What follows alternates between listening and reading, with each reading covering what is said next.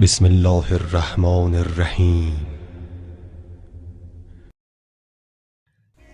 بسم اللہ الرحمن الرحیم۔ بھیڑیے، چوہے، سانپ اور شہد کی مکھی سے متعلق ایک حکمت آمیز کہانی۔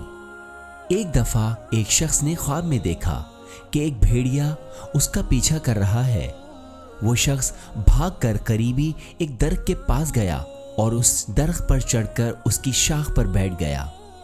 اس شخص نے شاخ سے نیچے کی جانب دیکھا تو کیا دیکھتا ہے کہ بھیڑیا اس پر حملہ کرنے کے لیے اس کا انتظار کر رہا ہے۔ وہ شخص گھبرا گیا۔ کیا دیکھتا ہے کہ شاخ کی ایک طرف دو چوہے، ایک چوہا کالا اور دوسرا سفید، اس شاخ کو بری طرح تیزی کے ساتھ کھا رہے ہیں، یعنی قریب ہی تھا کہ شاخ زمین پر گر جائے۔ اس شخص نے پھر غور سے نیچے کی طرف دیکھا تو کیا دیکھتا ہے کہ ایک بہت بڑا سانپ اسے نگلنے کے لیے آ رہا ہے۔ اپنی جان جانے سے خوفزدہ شخص نے جب اوپر کی طرف دیکھا کہ کیا کوئی چیز ایسی ہے جسے وہ پکڑ کر اپنی جان بچا سکے، اس نے دیکھا کہ شہد کا ایک چھتا ہے اور اس کے ساتھ ایک شاخ ہے اور شہد کے قطرے چھتے سے ٹپک ٹپک کر گر رہے ہیں۔ اس شخص نے ذرا سا شہد چکھنے کا سوچا۔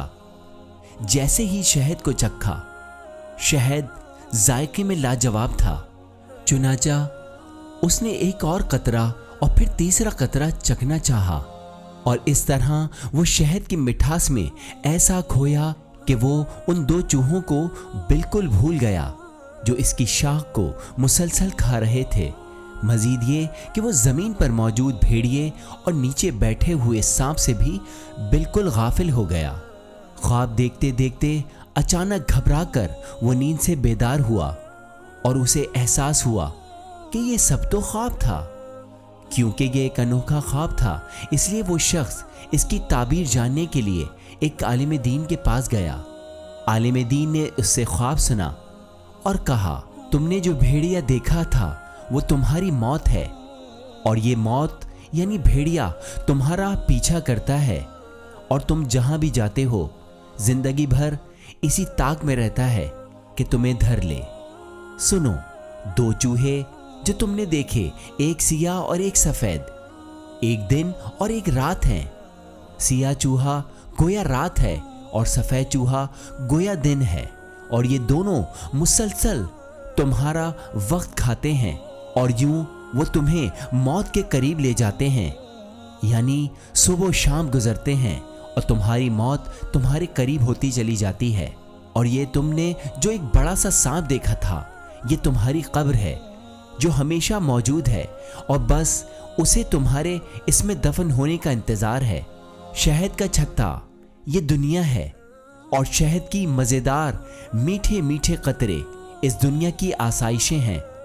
ہم ان عیش و عشرت سے بھری دنیا میں تھوڑا سا شہد چکھنا پسند کرتے ہیں، اور چونکہ یہ بہت لذت آور ہے تو ہم تھوڑا زیادہ اور پھر بہت زیادہ اور اس سے بھی زیادہ چکھنے کے چکر میں رہتے ہیں۔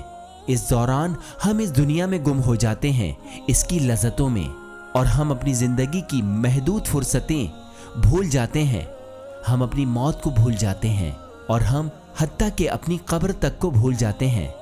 اللہ رب العزت ہمیں بھی اسی طرح غفلت کی نیند سے بیدار کرے جس طرح یہ شخص بیدار ہوا۔ اس سے پہلے کہ بہت دیر ہو جائے، ہمیں اپنی زندگی کے بارے میں بہت دقت سے پلاننگ کرنی چاہیے۔ جیسا کہ امیر المومنین نے فرمایا، فرصت کے لمحات بادلوں کی طرح ہیں، گزر جاتے ہیں، یعنی زندگی کو پلاننگ کے ساتھ جینے کا طریقہ دینا ہوگا۔